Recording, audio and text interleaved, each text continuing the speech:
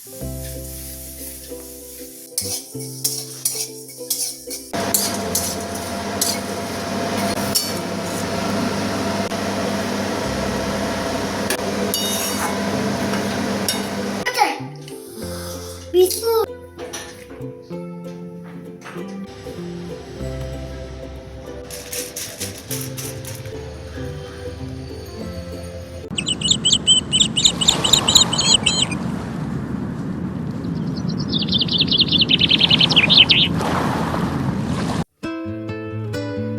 মানেই টাটকা সবজি আর ঘরোয়া স্বাদের রান্না। আজ তাই দিয়েই বানালাম এমন একটা নিরামিষ পদ যেটা প্রায় সবারই খুব প্রিয় একটা বাঙালি রান্না। আর শীতকালে তো এটা না করলেই নয়। নমস্কার বন্ধুরা, আশা করি তোমরা সবাই খুব ভালো আছো। আমিও খুব ভালো আছি। সম্পাস লাইফস্টাইলের আরও একটা নতুন ভিডিওতে তোমাদের সবাইকে স্বাগত। শীতকালীন সবজি দিয়ে যে রান্নাটা শেয়ার করব তার জন্য আগেই দেখো এখানে সমস্ত রকম সবজি আমি কেটে নিয়েছি। তো এবার এখানে কড়া বসিয়ে দিয়েছি। কড়া বসিয়ে দিয়ে করে নেব একটা ভাজা মশলা তৈরি। এর জন্য দিয়ে দিলাম প্রথমেই এখানে 1 টিস্পুন পাঁচফোড়ন, 1 টিস্পুন ধনে আর 1 টিস্পুন জিরে।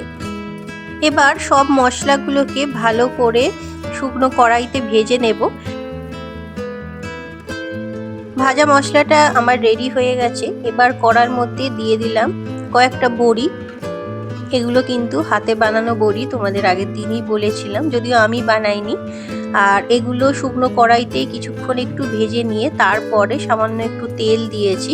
তেল দিয়েও একটু নাড়াচাড়া করে নিচ্ছি। দেখো বড়িগুলো কিন্তু আমার ভালোই ভাজা হয়ে গেছে। আর এইভাবে বড়ি ভাজলে কিন্তু তেলটা অনেকটাই কম লাগে। তো বড়িগুলো এবার তুলে নিলাম। কড়াইতে আবার কিছুটা তেল দিয়ে দিয়েছি। দিয়ে এবার যে সবজিগুলো আমি কেটে রেখেছিলাম সেই সবজিগুলো একটা একটা করে ভেজে নেব। তো প্রথমেই এখানে আলুগুলো আগে দিয়ে দিচ্ছি। আলুটা আগে ভেজে নেব। একটু হলুদ দিয়ে দিলাম রং হওয়ার জন্য। তবে আর অন্য কোনো সবজিতে হলুদ দেব না। এই যে তেলের মধ্যে হলুদটা আছে তাতেই কিন্তু বাকি সবজিগুলোতেও রং এসে যাবে। আলুটা একটু ভাজা হয়ে গেছে, তারপর তুলে নিচ্ছি। বেশি ভাজবো না, তাহলে আবার নরম হয়ে যেতে পারে।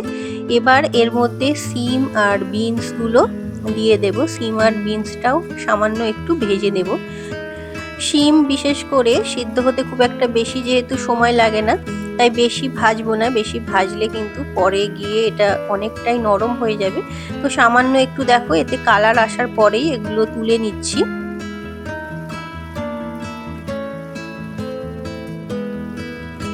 ভালো করে তেল ঝরিয়ে সবজিগুলো তুলছি। এই তেলটার মধ্যেই আমি সমস্ত সবজি ভেজে নেব, আর নতুন করে কোনো তেল এতে দেব না। এরপরে গাজরগুলোও দিয়ে দিলাম। তবে এই ধরনের গাজরগুলো, এই যে অরেঞ্জ কালার যে গাজরগুলো হয়, এগুলো কিন্তু সিদ্ধ হতে একটু বেশি সময় লাগে। আমি ওই জন্য গ্যাসের ফ্লেমটা একটু লো করে রেখেছিলাম। রেখে হালকা একটু ভেজে এই যে গাজরগুলোও তুলে নিচ্ছি। এবার এর মধ্যে কেটে রাখা বেগুনটা দিয়ে দেব। সমস্ত রকম সবজি নিশ্চয়ই তোমরা দেখতে পাচ্ছ আমি কিন্তু এইরকম লম্বা লম্বা করে কেটেছি।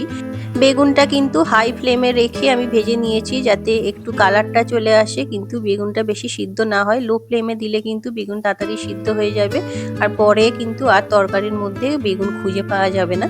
তো দেখো কালার আমার এখানে এসে গেছে। তো বেগুনগুলো এবার একে একে সব তুলে নিলাম। তো কড়াইতে আবার একটু তেল দিয়ে দিয়েছি। এবার এর মধ্যে দিয়ে দিচ্ছি একটু কালো জিরে ফোড়ন। আর এদিকে চলো বাটনাটা রেডি করে নিই। এখানে মিক্সির বাটির মধ্যে নিয়ে নিয়েছি 3-4 টুকরো আদা। তোমরা এটা তরকারির পরিমাণ মতো অবশ্যই বুঝে দেবে। দিয়েছি 2টো কাঁচা লঙ্কা, 1 টিস্পুন সাদা সর্ষে আর 1 টিস্পুন দিয়েছি পোস্ত। তারপরে সামান্য একটু জল নিয়ে এটা মিক্সিতে ভালো করে পেস্ট বানিয়ে নিয়েছি। এবার কড়ার মধ্যে এটাকে দিয়ে দিলাম। সামান্য একটু হলুদ দিয়েছি আর স্বাদ মতো চিনি দিয়েছি। দিয়ে তারপরে মশলাটাকে ভালো করে কষিয়ে নেব। আশা করি তোমরা এতক্ষণ বুঝতে পেরেছো কি রান্না হচ্ছে। হ্যাঁ, আজকে শুক্তো করব। শুক্তো অনেক দিন হলো বাড়িতে সেইভাবে রান্না হয়নি।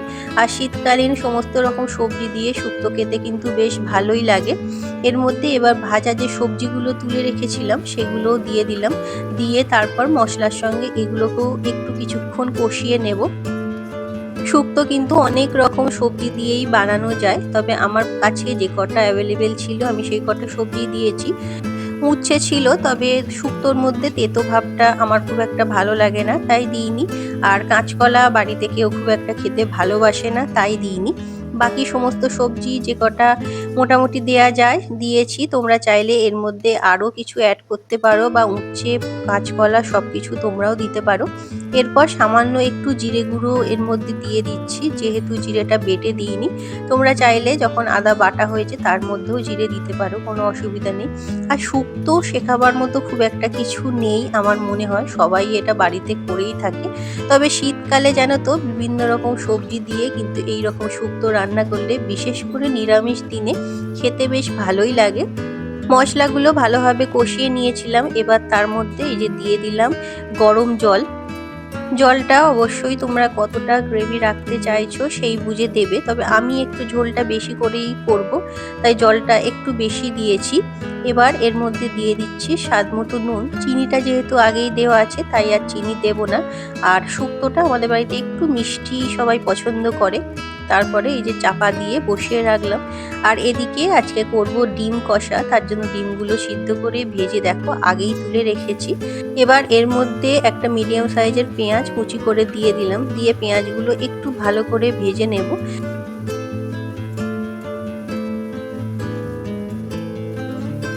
তো পেঁয়াজটা কিন্তু আমার অনেকটাই ভাজা হয়ে গেছে, মোটামুটি কালার একটা এসে গেছে। এবার এর মধ্যে দিয়ে দেব বাটনাটা। এই যে দেখো মিক্সিতে বেটে রেখেছিলাম আদা রসুন জিরে আর কাঁচা লঙ্কার একটা পেস্ট, তো সেটাও দিয়ে দিলাম। এর মধ্যে দিলাম একটু হলুদ গুঁড়ো, কাশ্মীরি লঙ্কার গুঁড়ো আর একটু টমেটো সস। তোমরা চাইলে অবশ্যই টমেটোও দিতে পারো, তবে আমার সস দিয়ে টেস্টটা বেশি ভালো লাগে। তো সসটা দেওয়ার পরে ভালো করে মশলাটা এবার কিছুক্ষণ কষিয়ে নিচ্ছি।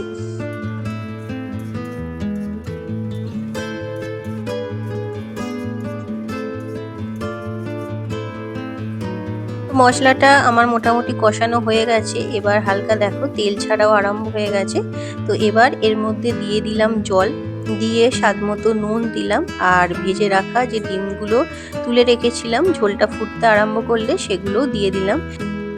সাদা ডিমটা হলো হাঁসের ডিম, ওই ডিমটা আমি ভাজি না, কারণ বাবা খেতে খুব একটা পছন্দ করে না।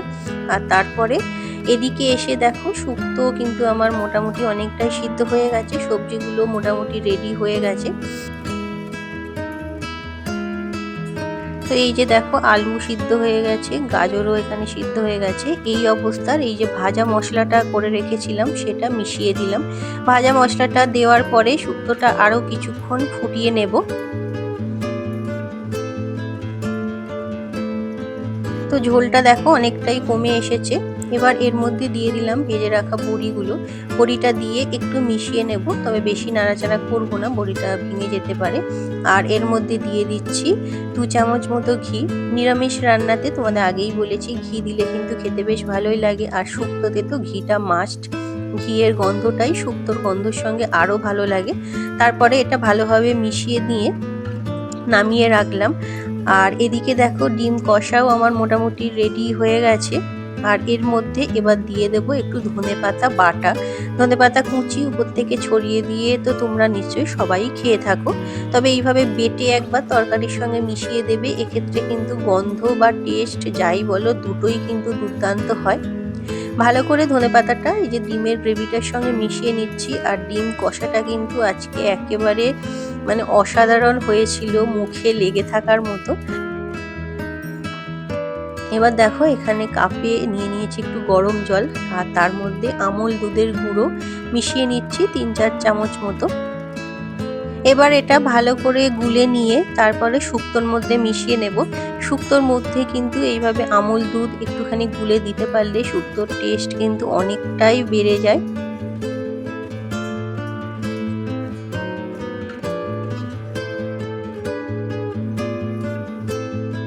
তো এই হলো আমার আজকের রান্না। এই যে এখানে শুক্তো আর ওদিকে আছে ডিম কষা। আজকের লাঞ্চের মেনু আমাদের এটাই। তো এখানে সাজিয়ে দিয়েছি, তোমাদের কেমন লাগলো আজকের রান্না অবশ্যই কিন্তু জানিও ভিডিওতে।